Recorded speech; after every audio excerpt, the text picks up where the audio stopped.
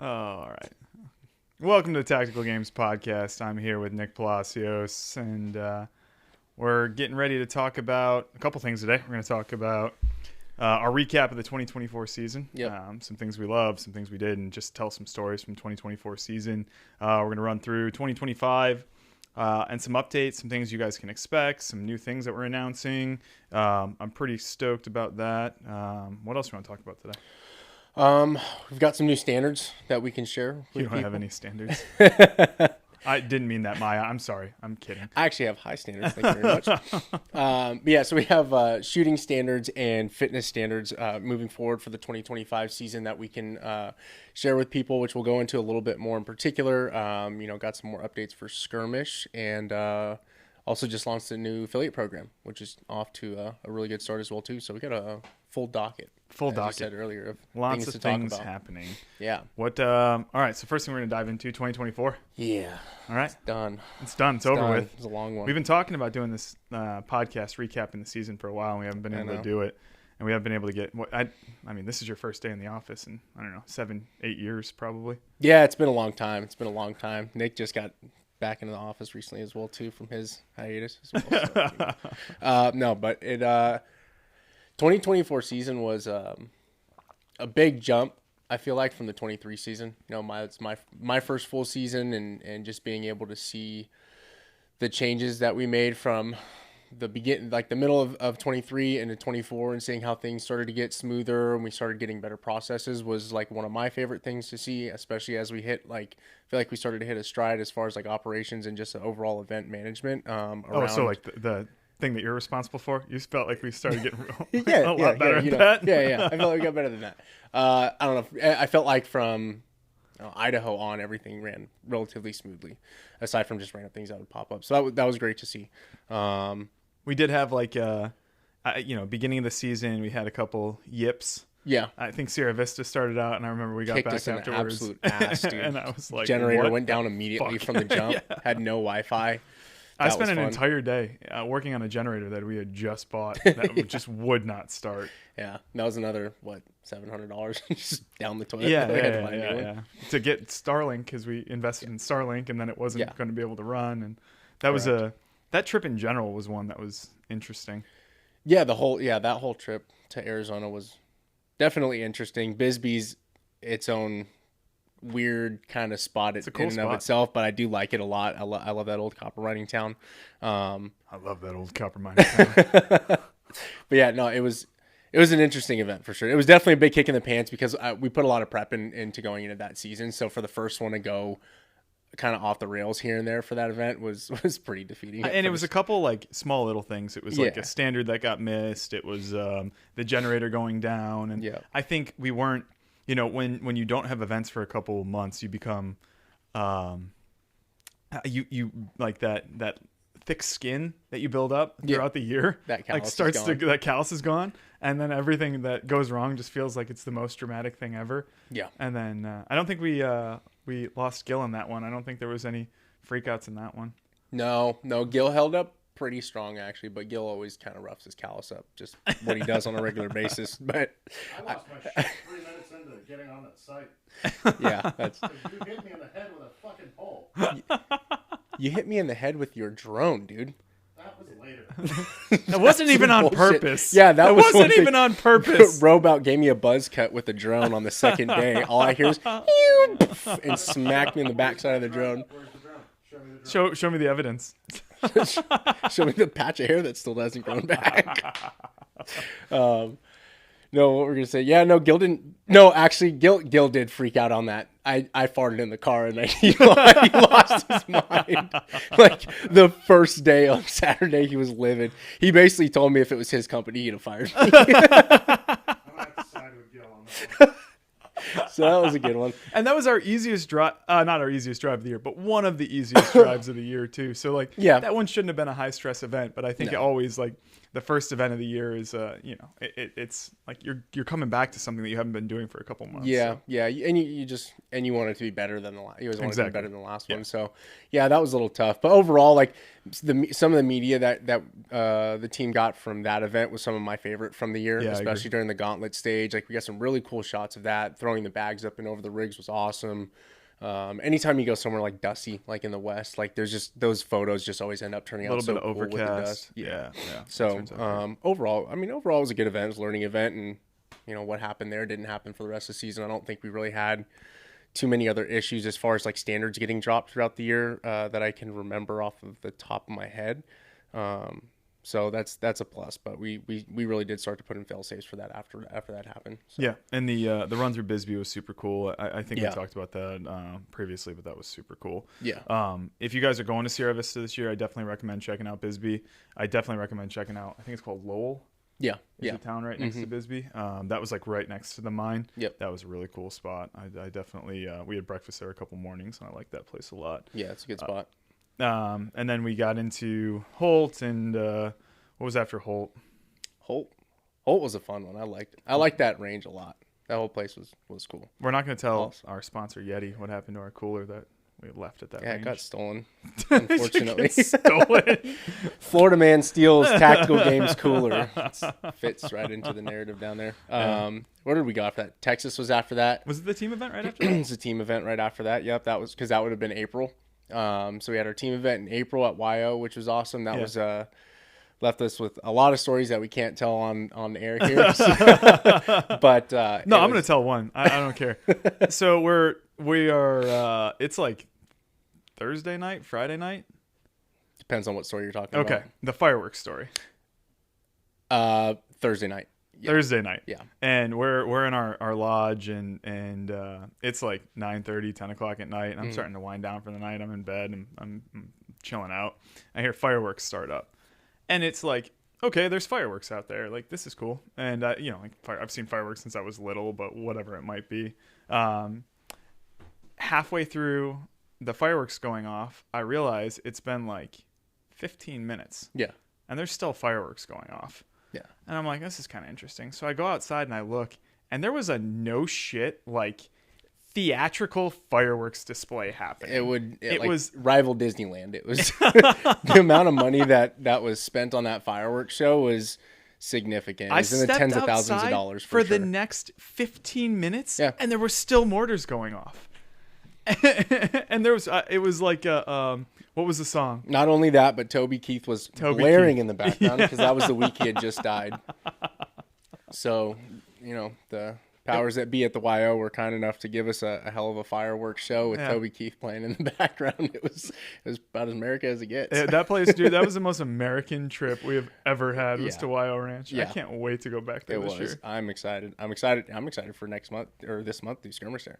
That'll be fun. So you want to talk about that a little bit? Yeah. So talked with Ryan and team over at YO Ranch, and we decided to do our first Skirmish of the year out at YO. So, and the plan's to do a couple more there, right? Yeah, that's the plan. So when we're working on the schedule right now, we've still been working at out some schedule issues with TSA, but we're ironing those out. So we're going to be bouncing between YO and TSA this year for the Skirmish, which I'm very excited about. YO gives us a really cool look and different field and just kind of different ways to play out there. Yeah, so I'm very excited for that. There's some cool opportunity to shoot long range at YO too that you can throw into Skirmish. So it's a good Skirmish is supposed to be a training opportunity, right? You can push yourself and you can get better, but at the end of the day, it's preparation for a tactical games event. So going out there and shooting on, I think they've got the one range that you can run at the same time as the flat bays that has like a 400 or 500 yard max shot on it. So that's cool. I think that'll definitely, I could see doing another KYL stage out there. Yeah. You could do a KYL stage out there. That would be really fun and interesting. And like you said, those bays are so well manicured and taken care of and offer some really great looks. So yeah, I'm excited for that. So we'll bounce in between there. And another cool thing is you can get lodging there. So if you didn't want to just be there for the day and you want to make a weekend of it, because they've got the range that you can go and shoot at. So you can figure out time and get down there, bring your family with you. Yeah. They've got the adventure park. They've got there's just a bunch of stuff to do. The pool, the pool is beautiful. Yeah. If the weather holds up and it's nice enough outside, just going and sitting in the pool. Your kids can go out there while you're out shooting, and it's definitely it's a cool spot for family. And I don't know if we talked about. Did we ever talk about the what we did for the elite only event at YO? I don't think so. That was pretty cool. So 2024, we did a couple elite only events throughout the year. in our first event of the year in Sierra Vista, we did a run through Bisbee. So Bisbee has what's called the Bisbee 1000. There's a 1,000 stairs in the town of Bisbee, and we set 4 checkpoints out throughout the city. And there was basically, we allowed the runners to go any way that they wanted. They were given a map and where the checkpoints were, and then they were just sent off on their own devices to figure it out. There was basically like a shortcut to get to each checkpoint that required you going up a set of, anywhere from 100 to 200 stairs. Or there was a long path where you could more gradually incline and come around, and it would have, maybe instead of that 400 meters, it would have been 1.5 miles to cut around. Yeah. So they had the opportunity to kind of attack it how they wanted. That was a cool one. Holt, Florida, we went out to the beach. Yeah. Took the whole elite field out to the beach and ran, I think it was a 5 mile, maybe it was a 4 to 5 miles down and back on the beach with rucks. Mountain Home was my favorite one, but I think maybe because I got to participate in it is why I liked it so much. Yeah. But we went over to 2 Dot, which is a sister property to YO, and at 2 Dot we took a bus, all the elite men. It was a blind stage. We went over there, dropped us off at the main house, and we ran from the main house to the Mayan temple, which was like 2.5 miles, and then ran back. The thing was, it was raining the entire time. Yeah. And the road back was way worse than the road down. Because that backside of 2 Dot has stairs that go straight up. And at one point in time, Zach Rodman, who was running just in front of me, he beat me on the run. You beat me, Zach, beat me on the run. He looked back at me and he said, I need to know how far this is right now. How much is left on this run? And I was like, Zach, dude, I know the distance. I have never run this course before. And he's like, I need to know right now how much further I have to run. Because his knee was like about to explode on him. He was not having a good time. And I was like, I'm sorry, bud. And he was so mad at me. Yeah. He was so mad at me. And we got to the end of the run. We all finished. And then we got on the bus and we took that giraffe themed bus. I think it was painted like a giraffe. the open air suburban thing. Over to one of the shooting vantage points on 2 Dot, which again I had not seen before, and Gil set it all up, and it was a blind stage, and we all sat on the bus and got off, and he briefed us as we were walking to where we were shooting, and then we engaged on a carbine stage that was set up with some props and just kind of like, again, you got your opportunity to pick how you wanted to shoot it, what order you were going to go in and everything. So that was a really cool stage. We kind of knocked it off with we did it a couple more times. We did that run up the hill, the what did we call it, the one that we did at Ben Franklin hike range engage. Something God, what did we name I think it was hike range engage. Yeah, it was something like that. And hike identify engage or something. Hike range engage. Yeah. So that was just like straight uphill. That grade was gnarly. That was gross because you and I ran it I think Wednesday. Yeah, maybe Wednesday before the match, and then shot up there. That was rough. That was not fun. And honestly, the regular run route, that first incline was almost worse, but it was shorter. Yeah, it was definitely worse because it was almost grade. Straight up. Yeah, it was like insane. Put your hands on the ground kind of grade. Yeah, that was insane. But it was cool to have the turf there. I did like the turf a lot. It was so nice vetting stages on that field. The thing that didn't work out well for us, which is why we're switching to an Ohio venue that we've been to before. Just the layout of the range. For now that we're running 7 stages at the same time, there was only 3 bays available to us, and then the long range facility. So we had to be very creative with programming, and we wouldn't be able to run our 7-stage format there at the same time, even with the long range shooting and going up to that vantage point where we shot from. You have to close the road down in order to be able to shoot while you're shooting up there. So that's why we had to have everybody run up there together. The logistics of that range, just for our style of match, didn't work out great. Yeah, it was a little tough. People asking about why we aren't making a return to Ben Franklin this year, it was just because of that. Yeah. I think that from what they've said, they've talked about maybe adding some additional bays in the future, and if that happens and it can suit our format, we'd definitely go back there. Because Pennsylvania was very well attended. We had a ton of interest in that area. Yeah, it was that was a full match. It was a sold-out match. Yeah. So I had, my allergies sucked out there, but that's personally me. Nick's allergies. So we won't be back because of Nick's allergies. My allergies. No, really, I need to be able to breathe. Those fucking roads. The roads were fucking brutal, dude. That's one I would prefer to just never talk about ever again. That was the worst drive back. I wanted to just jump out of the car and just leave Ro. Ro wouldn't listen to me. So just take left. Nope, just gonna keep going straight and get us stuck. You know. So that was a fun morning. We almost got stuck going up a significant grade and taking a hairpin turn with a 32-foot trailer and 36. 36. What was the what do you think was the, I don't want to say the worst moment. What do you think was the that was up fucking up there, dude. That was up there for me as like top 3 worst days of the year for sure. So I was trying to think of what a bad one was, and man, I just had so much fun this year. I can't even think of a negative experience that I had. Oh, picking up Brassett in New Hampshire was super far up there. I would say me and Ro getting stuck was 2. Nope. And I'm reserving number 1 because I'm still thinking, but 3 was definitely picking up Brassett, New Hampshire. That blew. That entire experience was one that was I'm happy to never repeat again. Yeah, for sure. Which is a bummer because I like that range a lot. But You know what did suck about that range? The range is cool. parking. The parking is terrible. The But parking. The acoustics at that range, like most ranges, if I step away from the firing line, I can take my ear pro off because there's nothing. Sound's not reverberating back off of like solid granite behind because you right away. that wall is right and there. that mountain is right behind there. So like when you have that many rifles going off at the same time, like it was constant just abuse on the eardrums. Yeah. But the Connex Tower was cool and definitely something that hopefully we can find a range that has something similar to that. Yeah. Oh, Florida and New Hampshire. Oh yeah, that's right. Yeah. The long range facility at SIG. That'll be cool. But yeah, number 1, damn dude, it might be Ro and I getting stuck that day. That was pretty rough. Oh no, I would probably say that run in North Carolina was number 1. That was absolutely terrible. Nick really wanted to be a competitor this year, so we gave Nick the opportunity The worst to go out and compete at the tactical games. Worst time of the year. So that was worse than not wearing your plate carrier?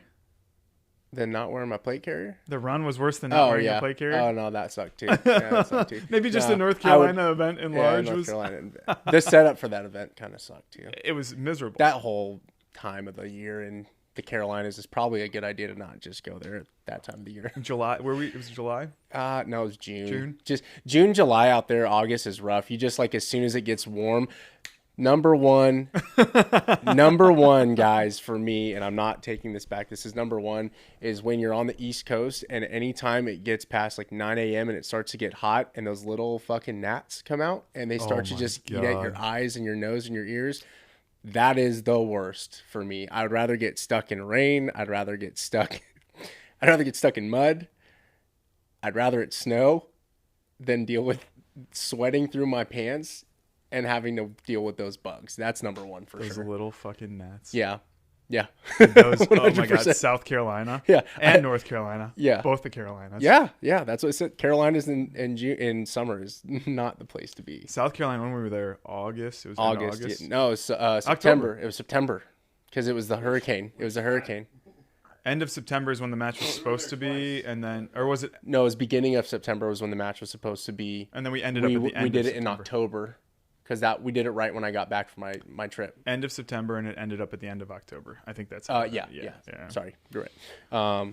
Yeah. I mean, the hurricane sucked, I thought that but it was a fun setup. I know that there was loss of life, and I know that there were people impacted, but like, and it was tough for us to get out of there. But it was good for us as like a bonding moment for our team and everybody that was out there, because we made the best of the situation, and I think the team came out of that like a little bit stronger than they were before we went into it. Yeah, definitely. Seems to be the case every time we have torrential flooding. Yeah. Ohio, Nevada. That the torrential flooding in Ohio was before your time. We'll hope we don't have to replicate that this year, because that was an interesting call to make and thing to do. Yeah. I heard it rained pretty good at that event. It was like I kid you not, like mid shin level. In 10 minutes, and we had to cancel the rest of the day's activities, and then What time of the year was it? couldn't tell you. Well, hopefully it's not the same as this year. Hopefully we learned it from our past mistakes. What was your favorite moment of 2024? I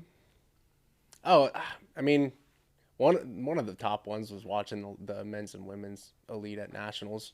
That was super The final cool. stage. Yeah, because that's just like a pinnacle culmination of like the year, the work, everything coming up to that for us and for them.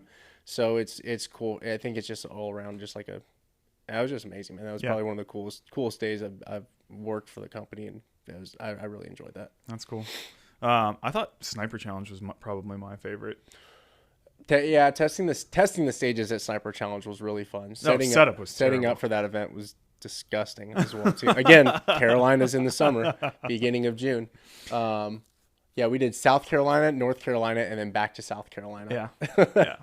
But Sniper Challenge, because I having not run a Sniper Challenge match before, putting that one on and it being the success that I believe it was, and that the feedback we received said it was pretty cool. And I'm excited to keep that going once a year and doing those matches every year. And like, I love the 60 team format. It's just something smaller. It's more like a passion project for the team to work on. So I'm excited to bring that back this year. Yeah, that'll be a fun one. And doing it at YO is going to be really, really awesome. Yeah, YO is a cool spot. Just everything's cool about YO. Yeah.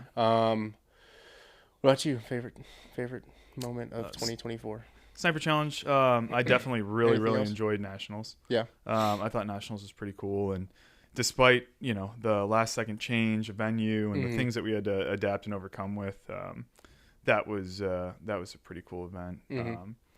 Individual, actually the Zach Rodman documentary when we went out to Kokomo and watched that with him and his family, that was pretty cool. There's a lot of little moments, man, like little interactions with people and seeing people achieve something new, or seeing people push themselves, or having what was the dad that came out with his two sons to Pennsylvania?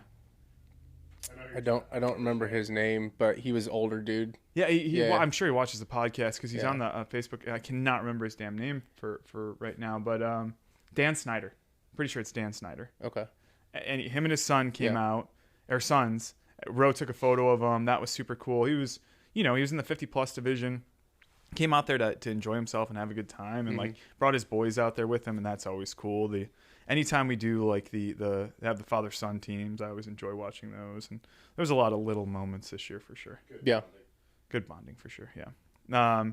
What's your favorite part about working for the Tactical Games? What's your explain that, and then let's go into your what's your favorite part about working for the Tactical Games story? That's a fluid answer. just like the state of happiness is a fluid state. Like there's multiple different things I love about working for the Tactical Games. Now, honestly, the thing that I love the most, and I was going to say this when we were talking about like favorite moments of the year as well too. I love that no matter what bullshit goes on for getting an event set up, whoever loses their shit, whoever argues, whatever it is, by the end of the event is always done. Everything's handled. Everybody gets their shit back together and continues to go and handle what they need to. And when we finish awards, that's like my favorite part about working for the company, is just like I always like to take a couple of minutes by myself and just like rethink about what we did and what we were able to get done together as a team. And that's my favorite part about the company and working here, because we always knock it out. We always make it happen. Can we explain to the people what what's your favorite part about working for the Tactical Games came from? I think you could explain it a little bit better than I can. So, this job, this profession, this company is Group of carnies. This group of carnies. It's tough. I mean, what we do is not easy. We're on the road a lot, and I'm not complaining because there are people doing much harder jobs than us. But it takes a lot of work, and it takes a lot of long hours, and we had less long nights this year than we did last year for sure. And I think that part of that was the team hitting stride and starting to figure out like some of the nuances and like not putting apostrophes in practice score. Linking and shutting the whole system down for whatever odd reason. Cross-platform connections between iPads and Android tablets, like using public and private Wi-Fi networks. All of those things, like those created a lot of long nights last year. Scoring things, just like a lot of the things that we really we hit stride this year, and those things got easier. Yeah. So Getting the rid of issues, clipboards, getting rid of all that BS. the issues that we had, were less this year. So we had less long nights, so it made the days easier, and we were able to focus on a lot more like smaller things to make improvements. So 2023 was about incremental improvements. I think 2024 was much more about like monumental improvements. I think 2024 was much more about incremental improvements, like smaller things getting better. But I definitely so what's your favorite part about working for the tactical games came from we were sitting out in the Las Vegas desert filling sandbags, which is something that we love to do. Find ourselves one of my doing every favorite month. parts about working for the tactical games. And we typically load anywhere from 9 to 13,000 pounds worth of sand at every one of our events, because transporting 9 to 13,000 pounds worth of sand is prohibitive for what we're doing. And tends to pop a lot of tires. Yeah. So we were out there, and it was probably about 104, 105 degrees, and sun been beating down on our necks for about 6 hours, and I looked up from what I was doing, and I said, I used to have a secretary. And I think the entire team just stopped what we were doing and all laughed and cut up about that for a little bit. And then, ever since then, anytime one of us is frustrated, somebody else will ask them, what's your favorite part about working for the tactical games? Yeah. I'm going to personally capture more of those moments, because there's so many that I missed last year, and I only started doing it in South Carolina. And I was like, damn, dude, there could have been an amazing compilation of just shit show moments from the year. It's so funny. It's like changing out a tire on the side of the highway when you're on like the business side of the highway and not the protected side. And there's fucking, or getting stuck in res land in New Mexico on a Sunday, and nobody has a garage open for you to get extra bearings or grease for your hubcaps on your car. So you just have to sleep in the car at a truck stop overnight, and then you have to drive 2.5 hours back the opposite way. Nick learned what a lot lizard is this year. I did. They're a creature. They exist. But yeah, man, that's always one of my favorite things, is seeing what we go through, and then what we just continue to just knock out, and we're just like, we still get it done. We talk about it a lot. Like most people, most people. I don't want to say most people. I don't know many people that would be able to deal with some of the things that we deal with on the day to day. Yeah, like not continually. For sure. Yeah, definitely not. You take it a little bit at a time. It's like going camping every 2 weeks. Yeah, pretty much. That's one of my favorite jokes that we have, for sure. If going camping keeps us going. Included eating at Buc-ee's and Whataburger and whatever else Waffle House. We can find. A lot of Waffle House. We're close to the Waffle Houses. That was another thing we should have done. We should have started doing our checkoff for Waffle Houses. We'd be pretty far along. Hitting all the Waffle Houses in the U.S. We're pretty close. All right. Anyway. Anything else from 2024 you want to recap on?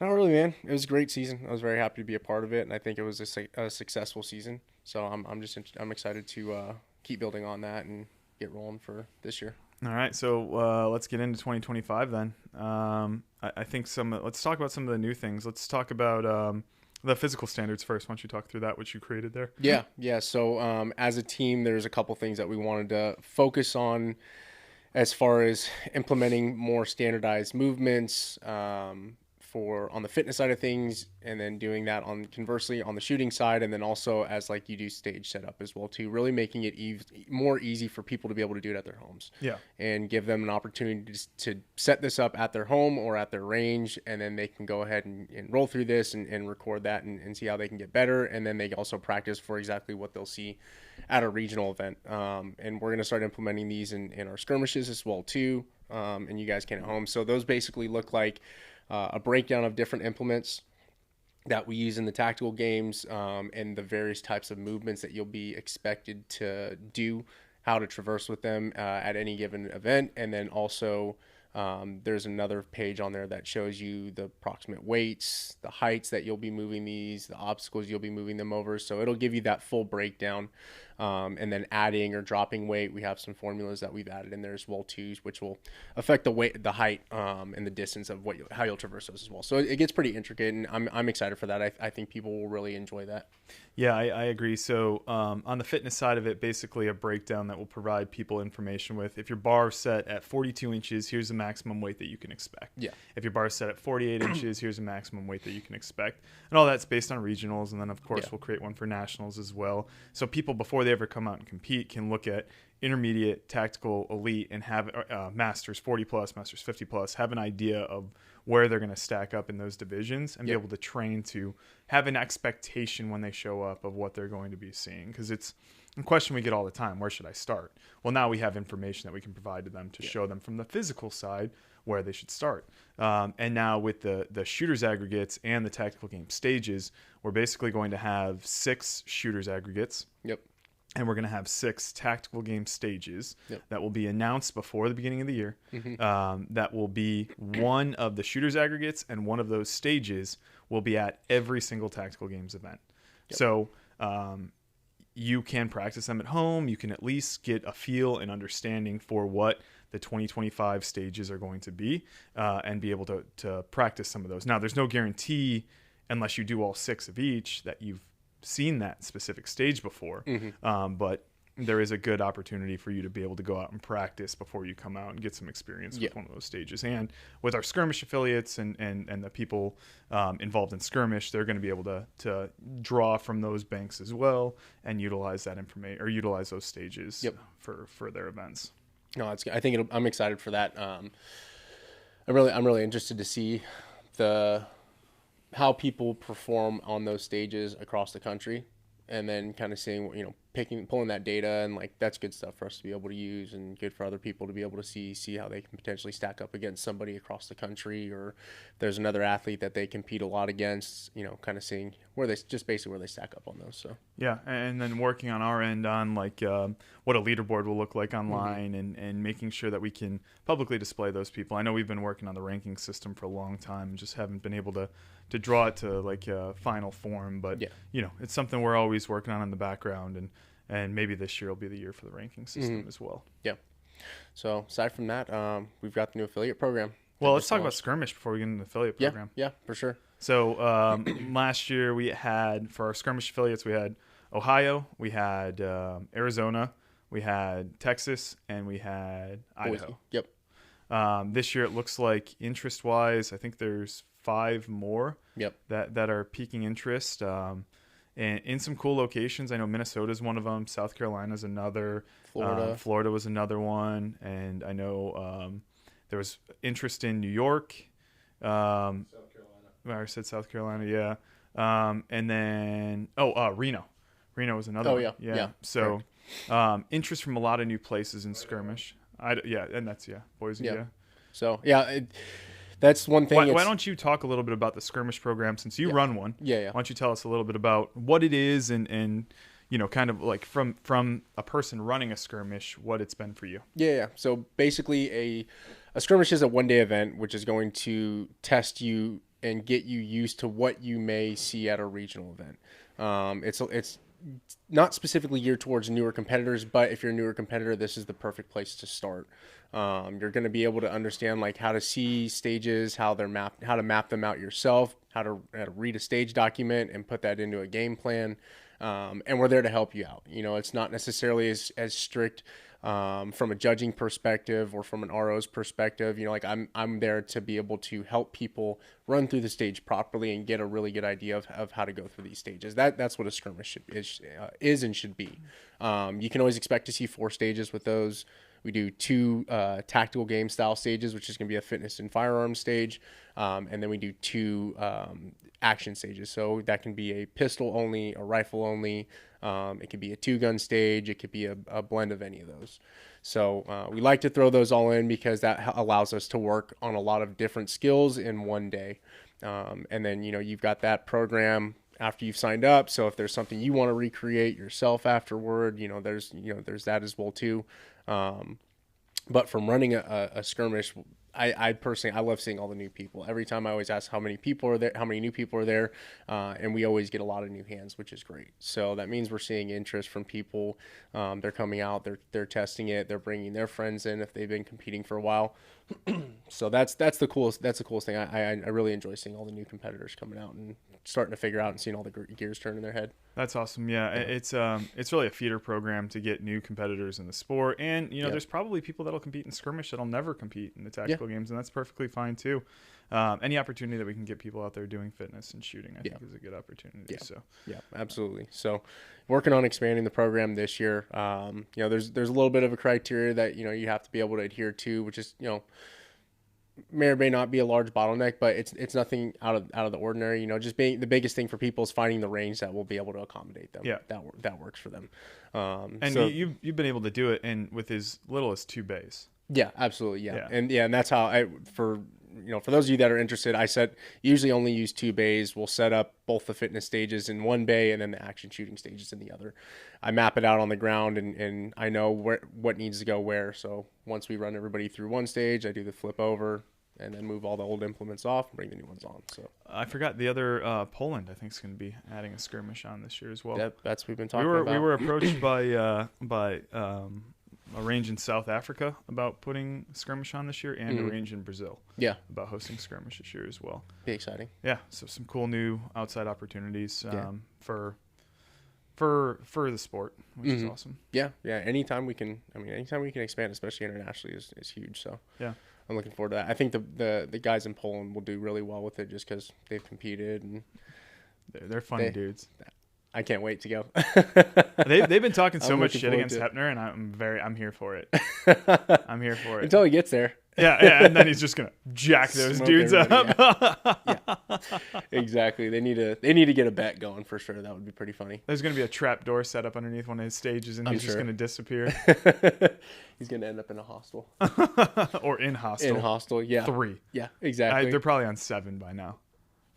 Most likely. Yeah. Most likely. But yeah, so that's that is basically the skirmish program. That's it. You summed it up.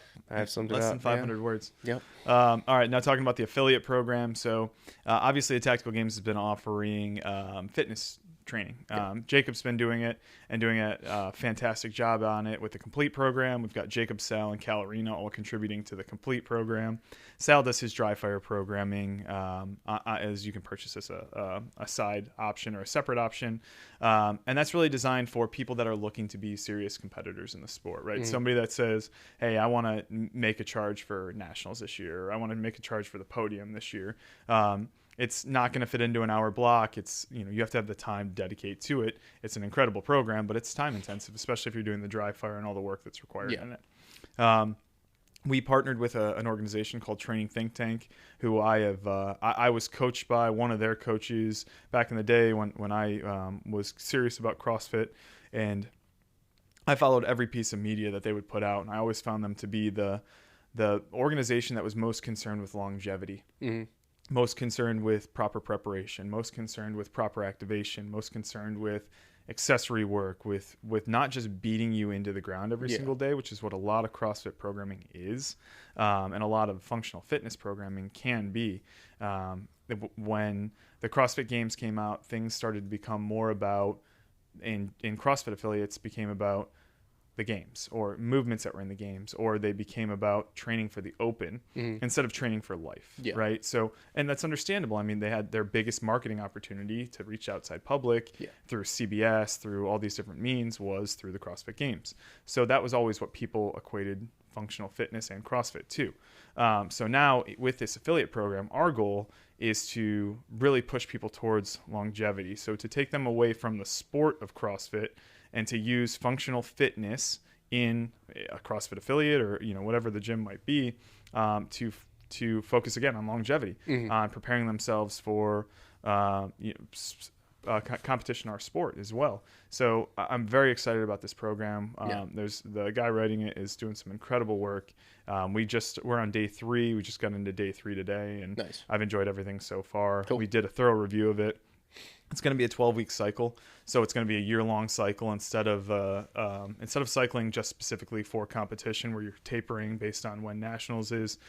This program's designed for gym owners to put in place. It's got coaches' notes. It's going to fit into an hour block, so I think it's really going to be a great program. I'm heading to Atlanta next week to go meet with Training Think Tank and do some media on their side of the house and push some stuff out from their social That's media exciting. channels as well. So very excited to get into that space. And I think we're going to see a big influx of new competitors and new athletes this year into the elite division because of that partnership and because of the interest from the CrossFit affiliates and from the functional fitness gyms that you see out there. Yeah, definitely. And then off the top of your head, do you remember what regions the gyms are that are already on board? Oh man, no, I don't. I think we had like 20 on the first go. Yeah. And it would be really cool to see us jump in somewhere around like 100 to 200 by the end of the year. Yeah. I'd love to see us get into 200 gyms by the end of the year. Eventually for the website. Yeah, we're working on the affiliate map that should be up in the next couple of days. So you'll be able to go and you'll be able to find a gym. Yeah, based on the map will show all the gyms that are currently signed up around the world because we do have a couple international gyms too that are going to be participating in this program. But if you're interested in training for the tactical games, you can go to one of these gyms and you're going to experience some of the fitness that would be parallel to the things that we do or ways that we would train, ways that we would recommend training because we've seen it time and time again. We've seen CrossFit Games athletes or people fresh off CrossFit Games appearances or training for the games come into the sport and physically underperform because the way you train for the tactical games, in my opinion, is different than what you would train if you were training for the sport of CrossFit. Correct. Right? Like it's all about specificity, and it's just different. Well, so like, do you need to snatch in order to be a CrossFit or a tactical games competitor? No. If you want to compete in the sport of CrossFit, you need to be able to snatch. There's wall walks, handstand walks, high volume gymnastics, the things that come up time and time again in CrossFit and the CrossFit competitions are not the things that you see in our sport. And I'm not dogging on them. Like if they're trying to prove who the fittest man in the world is, the fittest man, they've done that, I think, through the sport of CrossFit, but that's not what we're trying to prove. Yeah, it's very different. The amount of work that is required for marksmanship, to be proficient in marksmanship, takes away from the time and dedication and I think mental power that you can put into training when you're trying to draw parallels between the two. Yeah. So I don't think we will ever have the fittest person in the world be a tactical games national champion because of the work that it would require on the shooting side would require a sacrifice on the fitness side. It'd be very different for sure. You can only balance it out so much. Yeah. Thanks. Very, very astute observation. Appreciate you, Nick. I try. That's what I'm here for. All right. So that kind of wraps up what we had on the agenda for today. Yeah. So now what do you want to talk about? Let's talk about what happened to your hair. It looks like you got hit in the side of the head by a blizzard. Or you slept on your face. More and more gray hair. 2025. Dude, all right. So year of gray. When I started competing in this sport, I jet black. It's like the If you look at like 2020 photos, jet black hair. It's like the In presidency. shape, cut up, abs, ready to go. Couldn't pull a trigger and hit a 6-foot target in front of me. Hey man, I was fit. Now you can hit a 12-inch target. At 15, maybe 20 yards. Killing it. Yeah, so nothing else you want to add to today? You've been really. awfully quiet today. The program is done for Arizona, just about. So I'm excited for that. Do you want to tell everybody about it? No, maybe we'll hold on to that. You want to hold off? Yeah. No, I don't think anyone. We'll. Start practicing snatching. Yeah.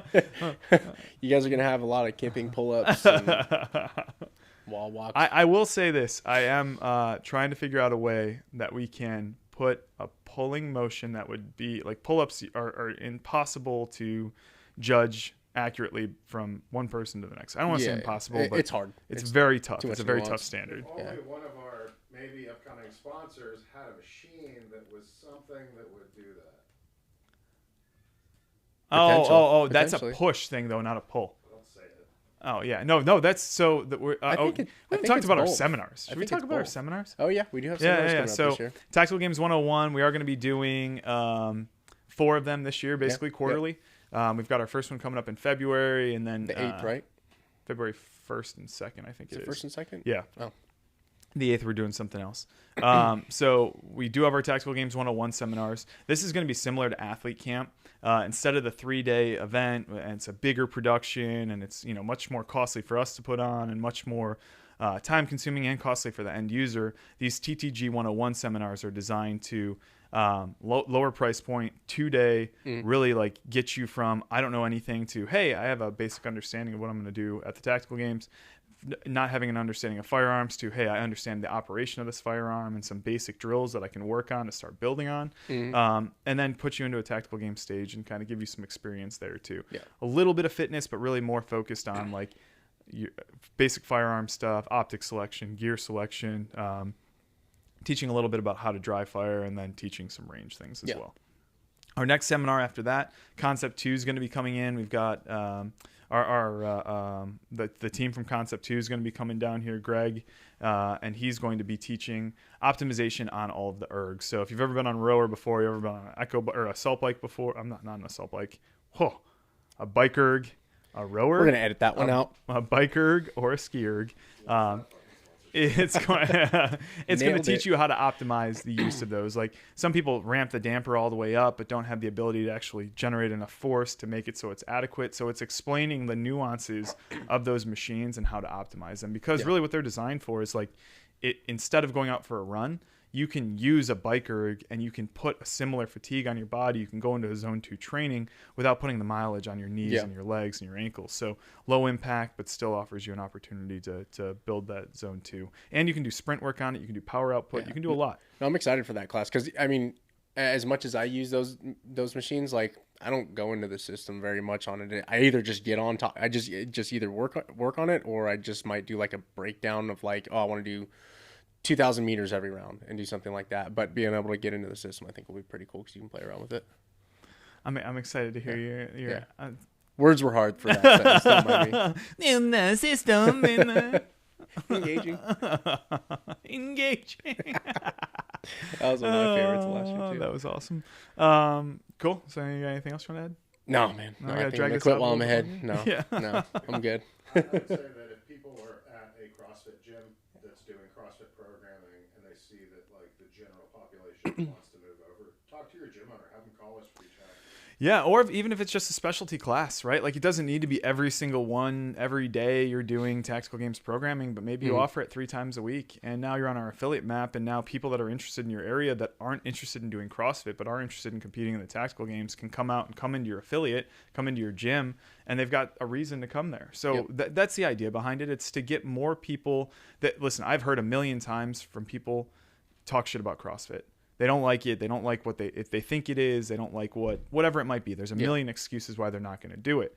What we try to do is remove that and remove some of what, the circus tricks, some of the silly stuff that I'm not super fond of either. And put in a more, I don't know, realistic approach to what the programming probably should have been. It's more approachable for the everyday person. Yeah, for sure. Yeah, there's not many movements in the program where without a little bit of coaching you can't do.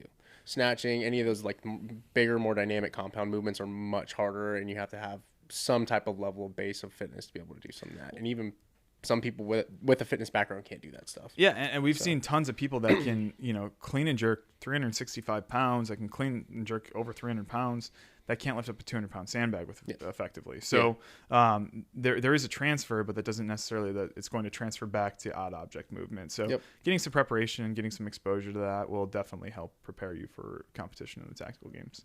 It's exciting, man. Big year for the company. I think I'm really excited for it. You want to do a fist bump? You want to do fist bump? Can we get, and when we connect, can we switch cameras as soon as we connect? Let's see. 1, 2, 3. Spirit fingers. That was the dumbest thing that we've done on this podcast.